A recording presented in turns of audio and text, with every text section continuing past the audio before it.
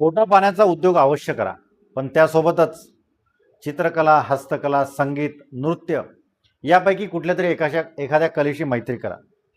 पोटा पाण्याचा उद्योग तुम्हाला जगविल, पण कलेशी केलेली मैत्री का जगायचं ते सांगून जाईल.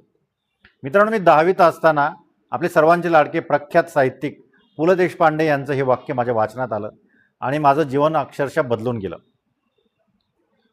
केवळ आनंद मिळवण्यासाठी मी ज्या चित्रकलेशी, ज्या छंदाशी मैत्री केली, आज तोच छंद माझ्या उपजीविकेचं साधन बनलं आहे, माझं पूर्ण जीवन बनलं आहे.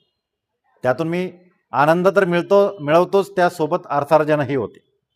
मित्रांनो, मी आजपर्यंत अनेक लोकांना बघितलं जे चित्रकलेच्या या कुठल्या तरी कलेच्या सानिध्यात आले आणि त्यामुळे त्यांच्या आयुष्यात आनंद झाला.